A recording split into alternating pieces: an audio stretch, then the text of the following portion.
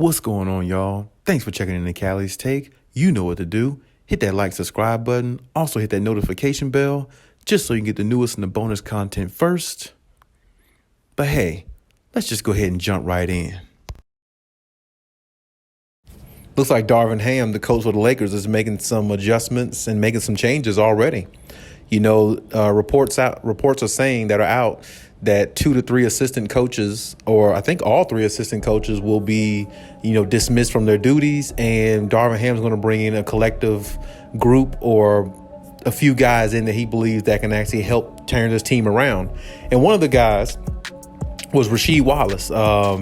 I always respected Rasheed Wallace. I thought of him as a great player. Honestly, I thought he was really good. Won a championship with the Pistons. He was really great with the Portland Trailblazers back in the day with him and Scottie Pippen and Damon Stoudemire and the rest of the guys there. I thought they had a lot of good things going. I thought they were actually going to win a championship, except Shaq and Kobe stepped in their way, which, stepped in a lot of people's way back then. So it's no shame in losing to them.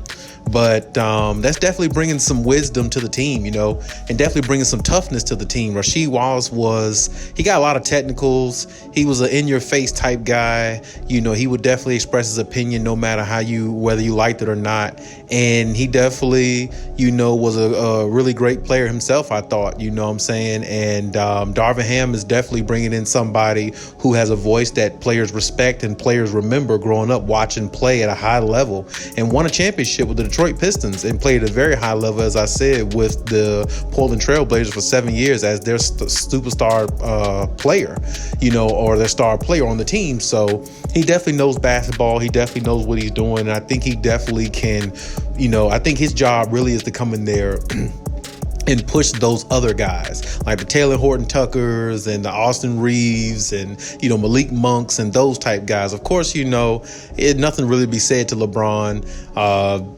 Nothing to be said too much to AD, of course. But I mean, even still, I think he can, initiate some things to AD as well, because AD is the one I think he should work with the most, because Anthony Davis, of course, he's got the skill, the talent level and all that. And the health just isn't there. But also the dog mentality is not there in Anthony Davis. And I've said before, if Anthony Davis had Greek Freak's heart, Antetokounmpo, if he had the Greek Freak's way of playing and mentality, the dog grinder mentality, Anthony Davis would probably be the best player in the league if he had that mentality, if he had the heart of a Greek Freak. But he doesn't.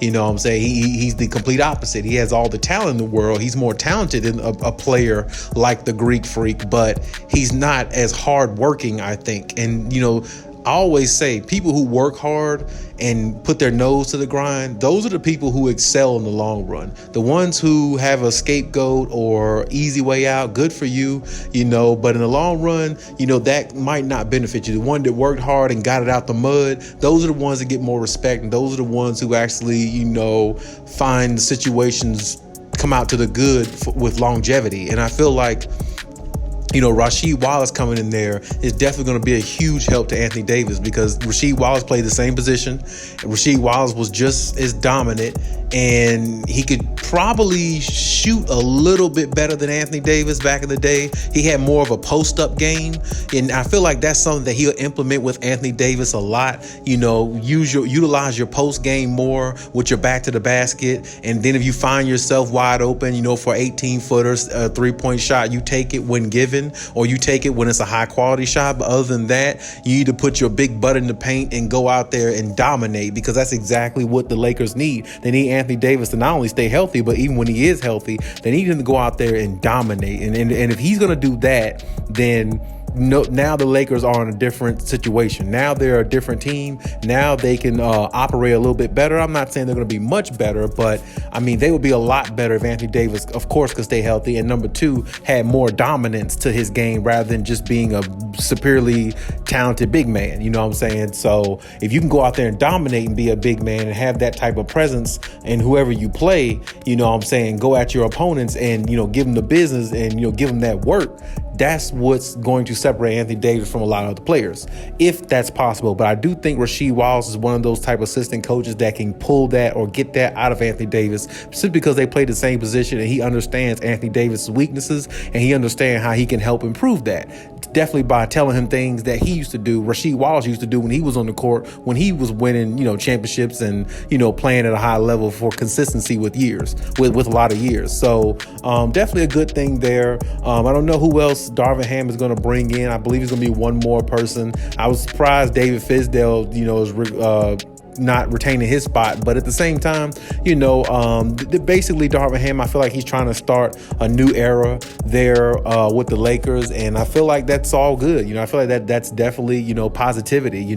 For the Lakers. I don't think it's going to make them that much better, only because I feel like when I see the Lakers, I feel like I'm looking at a team that still needs more defense, and without that defense, it's not going to go too far. And there again, Russell Westbrook is always a problem in regards to when you try and win a championship anyway. I don't know how much Darvin Ham is going to get out of him, or how much understanding he's going to get out of Russ, or maybe even Rasheed Wallace. I'm not sure how much they can get out of Russell Westbrook, because like I said, when a player's been playing 14, 15 years, it's not much they're going to change about their game at this point, because they know they're closer to the end of their career than the beginning. So why make all these changes when this is what got him here? This is what got him paid. This is what got him to be the MVP triple-double man that he was, a top 75 player. And that's the way Russ sees it. And, in some degree, you can't blame Russ, but in some degree you can, because it's like you got to make adjustments as you age. You got to make adjustments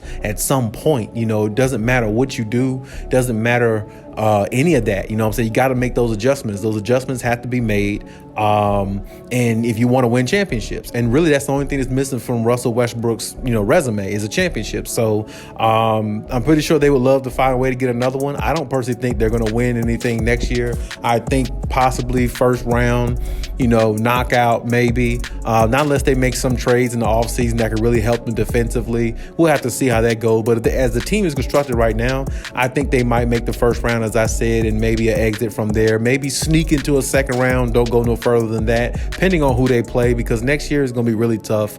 You still got Memphis. You got the Warriors coming back. You got the Clippers going to come back, hopefully be healthy. Minnesota Timberwolves are a tough matchup.